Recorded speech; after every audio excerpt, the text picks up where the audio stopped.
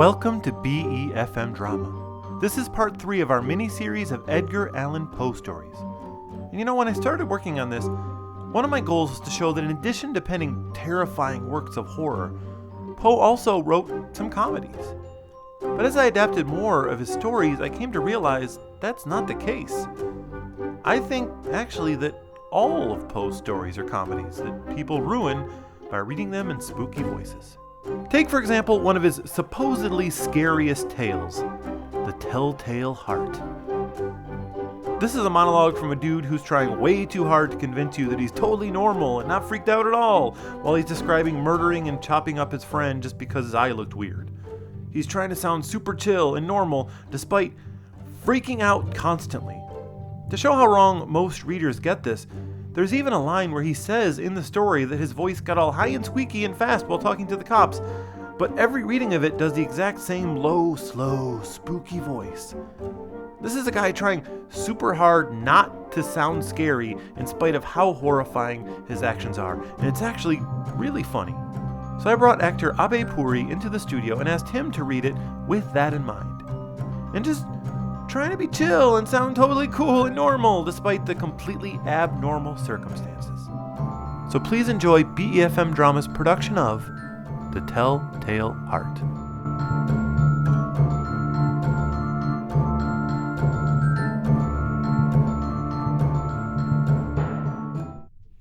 True, nervous. Very, very dreadfully nervous I had been, and am. But why will you say that I'm mad? The disease has sharpened my senses, not destroyed, not dulled them. Above all was a sense of hearing acute. I heard all things in the heaven and in the earth. I heard many things in hell. How then am I mad? Hearken, and observe how healthily, how calmly I can tell you the whole story. It is impossible to say how first the idea entered my brain. But once conceived, it haunted me day and night. Object there was none. Passion there was none. I loved the old man. He had never wronged me. He had never given me insult. For his gold I had no desire. I think it was his eye. Yes, it was this. He had the eye of a vulture, a pale blue eye with a film over it. Whenever it fell upon me, my blood ran cold, and so by degrees, very gradually, I made up my mind to take the life of the old man, and thus rid myself of the eye forever.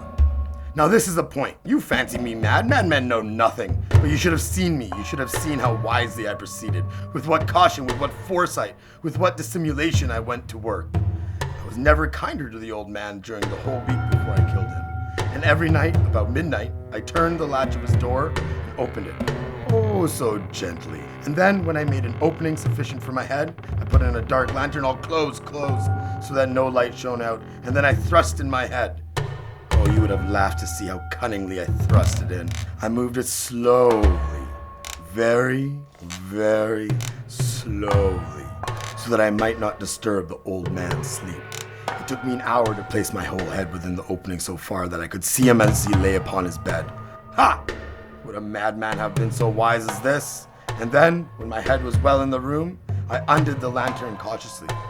Oh, so cautiously. Cautiously, for the hinges creaked. I undid it so much that a single thin ray fell upon the vulture eye. And this I did for 7 long nights. Every night just at midnight. But I found the eye always closed, and so it was impossible to do the work. For it was not the old man who vexed me, but his evil eye. And every morning when the day broke, I went boldly into the chamber and spoke courageously to him, calling him by name in a hearty tone and inquiring how he has passed the night. So you see, he would have been a very profound old man, indeed, to suspect that every night, just at 12, I looked in upon him while he slept. Upon the 8th night, I was more than usually cautious in opening the door. A watch's minute hand moves more quickly than did mine. Never before that night had I felt the extent of my own powers, of my sagacity. I could scarcely contain my feelings of triumph. To think that there I was, opening the door, little by little, and he not even to dream of my secret deeds or thoughts. I fairly chuckled at the idea, and perhaps he heard me, for he moved on the bed suddenly, as if startled. Now you may think I drew back, but no. His room was as black as pitch with a thick darkness. For the shutters were closed fastened through fear of robbers, and so I knew that he could not see the opening of the door, and and I kept pushing it on, steadily. I had my head in and was about to open the lantern when my thumb slipped upon the tin fastening, and the old man sprang up, crying out, "Who's there?" I kept quite still and said nothing. For a whole hour, I did not move a muscle, and in the meantime, I did not hear him lie down. He was still sitting up in the bed listening, just as I have done, night after night, hearkening to the death watches in the wall. Presently, I heard a slight groan, and I knew it was a groan of mortal terror. It was not a groan of pain or grief. Oh no! It was a low, stifled sound that arises from the bottom of the soul when overcharged with awe. I knew the sound well. Many a night, just at midnight, when all the world slept, it has welled up from my own bosoms, deepening with its dreadful echo the terrors that distracted me. I say I knew it well. I knew what the old man felt and pitied him, although I chuckled at heart. I knew that he had been lying awake ever since the first slight noise, when he had turned in the bed. His fears had been ever since growing upon him. He had been trying to fancy them causeless, but could not. He had been saying to himself, "It's nothing but the wind in the chimney. It's only a mouse crossing the floor. or, It's merely a cricket which has made a single chirp." yes, he had been trying to comfort himself with these suppositions, but he had found all in vain. All in vain, because death, in approaching him, had stalked with his black shadow before him and enveloped the victim, and it was the mournful influence of the unperceived shadow and caused him to feel, although he never saw nor heard, to feel the presence of my head within the room. When I had waited a long time, very patiently, without hearing him lie down, I resolved to open a little, very, very little crevice in the lantern. So I opened it. You cannot imagine how stealthily, at length a single dim ray, like the thread of a spider, shot out from the crevice and fell full upon the vulture eye. It was open, wide open, and I grew furious as I gazed upon it. I saw it with perfect distinctness, all a dull blue with a hideous veil over it that chilled the very marrow in my bones. But I could see nothing else of that old man's face or person, for I had directed the ray as if by instinct, precisely upon the damned spot. And have I not told you that what you mistake for madness is but over-acuteness of the senses? Now, I say, there came to my ears a low, dull, quick sound, such as a watch makes when you enveloped it in cotton. I knew that sound well, too. It was a beating of the old man's heart. It increased my fury, as a beating of a drum stimulates a soldier into courage. But even yet I refrained and kept still. I scarcely breathed. I held the lantern motionless. I tried how steadily I could maintain the ray upon the eye. Meantime, the hellish tattoo of the heart increased. It grew quicker and quicker and louder every instant. The old man's terror must have been extreme. It grew louder, I say, louder every moment. Do you mark me well? I have told you that I am nervous, so I am. And now at the dead hour of the night, amid the dreadful silence of the old house, so strange a noise this excited me to no uncontrollable terror. Yet, for some minutes longer, I refrained and stood still, but the beating grew louder. I thought the heart must burst, and now a new anxiety seized me. The sound would be heard by a neighbor. The old man's hour had come. With a loud yell, I threw open the lantern and leaped into the room. He shrieked once only. In an instant, I dragged him to the floor. I pulled a heavy bed over him. I then smiled gladly to find the deed so far done. But for many minutes, the heart beat on with a muffled sound. This, however, did not vex me. It would not be heard through the wall. At length it ceased. The old man was dead. I removed the bed and examined the corpse. Yes, he was stone dead. I placed my hand upon the heart and held it there many minutes. There was no pulsation. He was stone dead. His eyes would trouble me no more. If you still think me mad, you will think so no longer when I describe the wise precautions I took for the concealment of the body. The night waned, and I worked hastily, but in silence. First of all, I dismembered the corpse. I cut off the head and the arms and the legs. I then took up 3 planks from the flooring of the chamber and deposited all between the scantlings. I then replaced the board so cleverly, so cunningly, that no human eye, not even his, could have detected anything wrong. There was nothing to wash out, no stain of any kind, no blood spot whatever. I had been too wary for that. A tub had caught all that. When I had made an end of these labors, it was 4 o'clock, still dark as midnight. As the bell sounded the hour, there came a knocking at the street door. I went down to open it with a light heart, for what had I now to fear? There entered 3 men who introduced themselves with perfect suavity as officers of the police. A shriek had been heard by a neighbor during the night. Suspicion of foul play had been aroused. Information had been lodged at the police office, and they, the officers, had been deputed to search the premises. I smiled, for what had I to fear? I bade the gentleman welcome. The shriek, I said, was my own in a dream. The old man, I mentioned, was absent in the country. I took my visitors all over the house. I bade them search well. I led them at length to his chamber. I showed them his treasures, secure, undisturbed.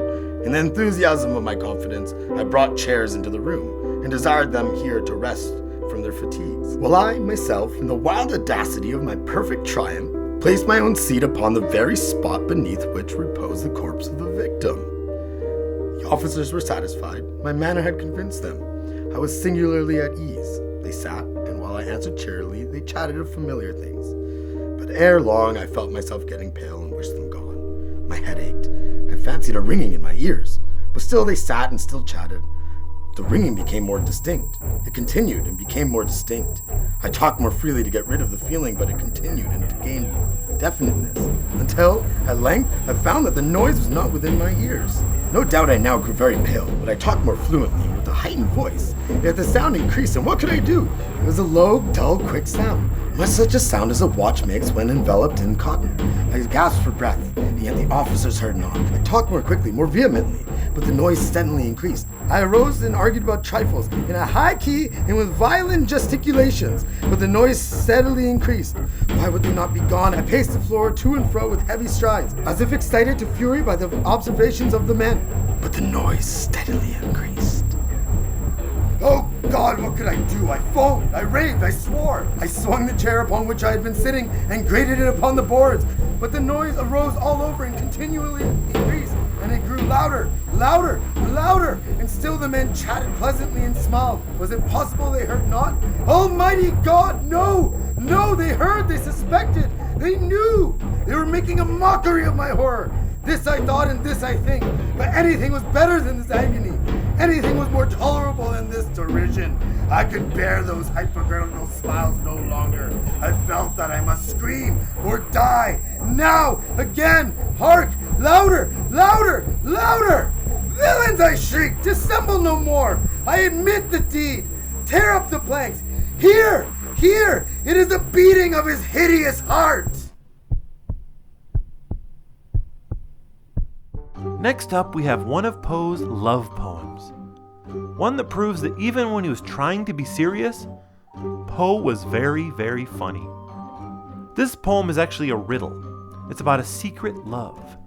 See, Poe was super into a woman that was already married, so he dare not say her name or tell her how he felt. So instead, he hid her name within the poem and placed clues within it to suggest that there was some secret hiding, in hopes that she might find it and return his affections. So what was so funny about that?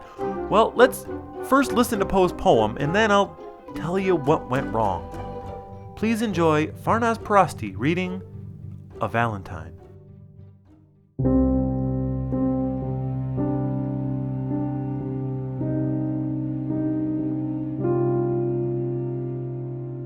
For her this rhyme is penned, whose luminous eyes, brightly expressive as the twins of Leda, shall find her own sweet name that nestling lies upon the page, enwrapped from every reader.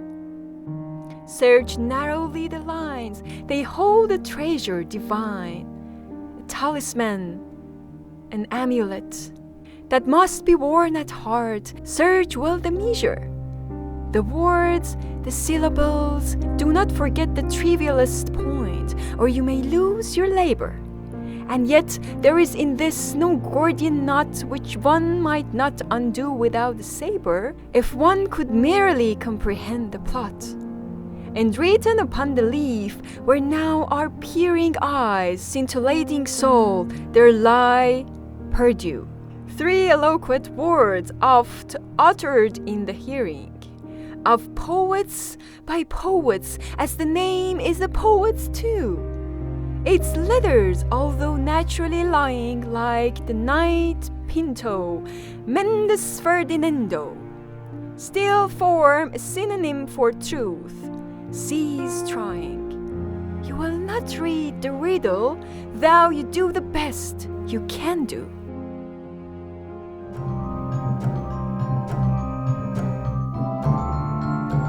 So that's how the poem is read from left to right, top to bottom, like we normally read.